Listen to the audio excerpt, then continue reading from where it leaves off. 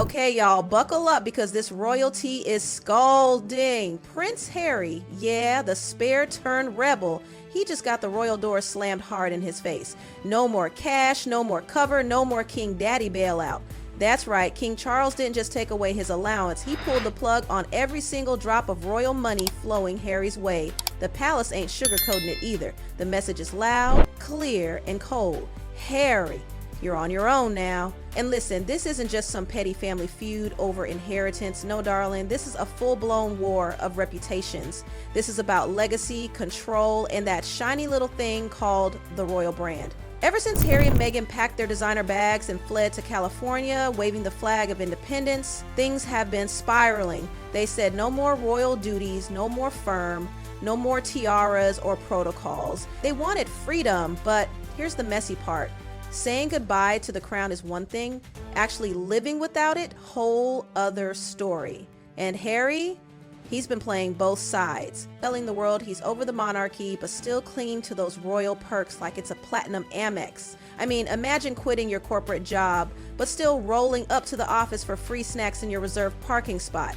That's the energy Harry's been given. And King Charles, he's done. Sources close to the royal inner circle say Charles is sick of the Netflix sob stories, the therapy session style interviews, the tell-all books. While the palace keeps quiet in public, this move speaks volumes. Cutting the financial cord isn't just fiscal, it's a royal mic drop. It's Charles saying, you walked away, so walk. No lifeline, no parachute, and woo, that hits deep. This is a father drawing a boundary not because he wants to hurt his son, but because he feels he has no other choice. Like, you ask for freedom? Cool. Let's see how you like it when the security staff, the money, the connections all vanish. See, royal life isn't just about crowns and fancy suits. That royal cash came with real protection, security, staff, invisible connections that keep a prince's world intact. Take that away and suddenly, real life hits hard. Harry's not crashing in some cute British cottage. He's living it up in Montecito, California, land of multi-million-dollar homes and kale smoothies that cost more than your car payment. He's got a wife, 2 kids, and a lifestyle that's allergic to budget-friendly. Private security alone costs them millions, and that's before we talk about glam squads, staff, and keeping up the image of royalty in exile. Add that to the pressure of staying relevant in Hollywood's attention economy, and you've got a full-blown panic cocktail. Now remember those big deals they signed, Netflix, Spotify? Yeah, those weren't blank checks, they came with strings. Deadlines, deliverables, expectations, and once the public starts losing interest, so does the cash. Algorithms change, sympathy fades, and guess what? Bills don't. So what happens when the glam money slows, but the luxury bills keep rolling in?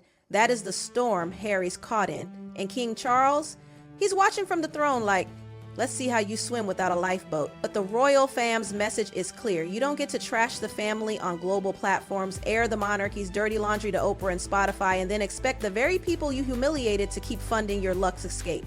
That's not how this works. It's not even personal anymore, it's principle. And let me tell you, this move is savage. No press release, no photo op, just silence, then boom, cut off. That's how the royals handle betrayal. No yelling, no messy tweets. Just actions. And this one, it stings. Because suddenly, that freedom Harry and Meghan celebrated looks a lot like exile, and the world is watching like hawks. What's Harry gonna do now? Meanwhile, Meghan? Crickets. No statement, no podcast shade, not even a leak to a close source. But don't get it twisted. Behind the scenes, she is reportedly fuming. Not just because of the royal family's icy move, but because the narrative, their carefully sculpted, glossy brand is slipping through their fingers. When the Sussexes left the UK, it seemed like they had a game plan. Ditch the crown, speak their truth, become the new face of modern empowerment. They had Oprah, they had Netflix, they had that Spotify bag, and for a hot minute, it was working. They weren't just royals, they were a movement. But here's the harsh truth. Building an empire without the royal machine backing you, much harder than it looks, especially when the projects don't hit the mark.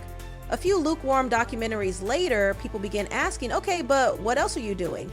And when the answers started sounding like another royal memoir or one more headline-grabbing confession, even the stands started side-eyeing. Because honey, you can only sell your trauma for so long before people ask, what's next? Now, with the royal wallet locked tight, we're hearing the cracks are starting to show behind their dreamy Montecito estate. Real talk, the couple is allegedly reevaluating everything. Staff, investments, real estate.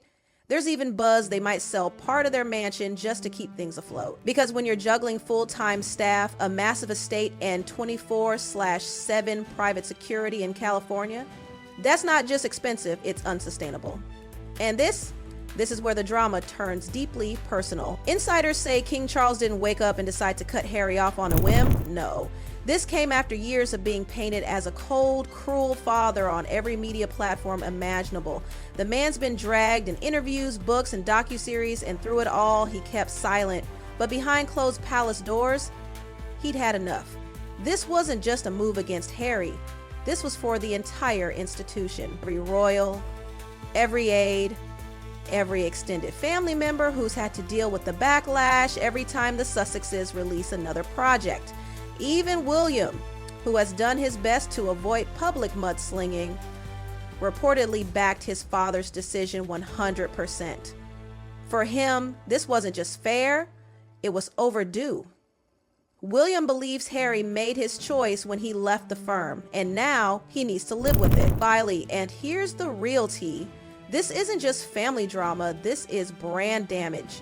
Meghan and Harry didn't just want to live in California and raise chickens. They built their whole new identity on being thriving, happy, and above all, financially independent.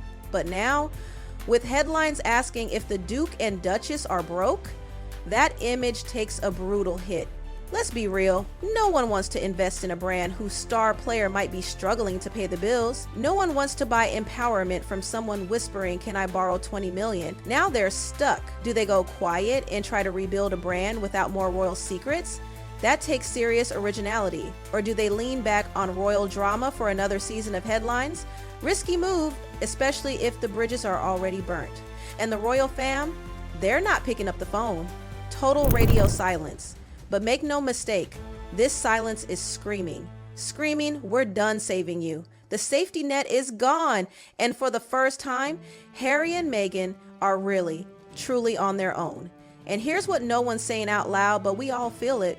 When you're cut off by the crown, you don't just lose money, you lose power, prestige, position, that shiny invisible badge that says, "I'm untouchable." For Prince Harry, that badge is gone. And the palace, they didn't just shut the door, they bolted it, padlocked it, and hung a sign that reads, "Figure it out yourself." King Charles didn't mince words. His message to Harry is crystal clear. Independence has consequences. You can't take your royal title for a walk in Hollywood and expect the family you slammed on Netflix to keep footing the bill. Not anymore. And let's be honest, this was always going to happen. From the moment Harry and Meghan sat down with Oprah and spilled the royal family's darkest tea in front of the entire world, the countdown had started. The monarchy might operate in whispers and stiff upper lips, but they remember everything. You drag their name through the mud, they'll wait quietly, but eventually you'll feel it. And now, Harry's feeling all of it. But here's the thing, for Harry, this goes way deeper than money. This is about identity. Being a royal isn't just a title. It's a lens. It's how the world has always seen him. Strip away the crown, and what's left? Just a man trying to reinvent himself while carrying a last name that won't let him move on. He's not Prince anymore, not really, but he'll never not be Prince Harry either. And living in that gray zone, it's brutal. He's juggling a new life in America, raising Archie and Lilibet, supporting Meghan's ambitions, and trying desperately to stay relevant in a world that moves on at lightning speed. One minute, your front page news, the next, your nostalgic headline. Remember when Harry dropped that memoir? That's the vibe. And behind closed doors, word is he's struggling. Not just financially, but emotionally. The Netflix buzz has fizzled, the Spotify deal quietly shelved, the memoir, it landed, made waves, then faded. And now the question everyone's asking is, what's next? You can't keep telling the same story forever. You burned the bridges, wrote the book, made the doc, But when that chapter ends, what do you do for an encore? There's whisperings of another documentary, maybe a mental health platform, but let's be real, the public isn't as easy to win over anymore. Sympathy, it's fragile, and the narrative of wounded prince seeking peace only lasts so long before people say, okay, now what?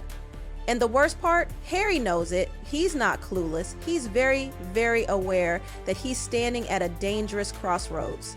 Whatever move he makes next will define his legacy. He can't just be the prince who left. That story's old. That chapter's closed. Now he has to become something else. Someone else. And he's got to do it without the monarchy's safety net holding him up. Some insiders, they think this might actually be the best thing that ever happened to him. Think about it. No more fallback. No more lifeline. It's sink or swim time. And Harry could swim. The man is charismatic, articulate, way more relatable than most of the buttoned-up royals still sipping tea at Buckingham Palace. He's got potential, but only if he stops trying to win every argument. The more he explains himself, the weaker his message becomes. The more he tries to defend, correct, or respond to headlines, the more it all starts to sound like static. There's real power in just moving forward, building something that speaks for itself, something real, not just reactive. And then there's the kids. Archie and Littlebit aren't just footnotes in this story. They're growing up in a world that will always know exactly who they are, even if they never set foot in a palace again. They'll always be royals by blood, even if they grow up eating pancakes in LA instead of cucumber sandwiches at Windsor. So what kind of example does Harry want to set for them? That you fight the same battle forever? That you relive the same pain over and over? Or does he show them something stronger? That you move on, you build, you become more? Because here's the raw truth. This isn't about Charles anymore, or William, or the crown. This is about whether Harry can rise, not just as a runaway prince, but as a real man, one who doesn't need a title, a tabloid, or a trust fund to matter. The king has made his, the money is gone, the safety net cut. But maybe, just maybe, this is where the real story begins. Maybe this is where Harry finally grows up. Not as a rebel, not as a royal, but as a human being. Because exile, real exile, doesn't hand you anything. It makes you fight for every breath, every step, every win. And the world, we're watching, waiting, holding our breath. Will Prince Harry fall without the crown? Or will he rise and finally become something bigger than the boy he once was? Stay tuned.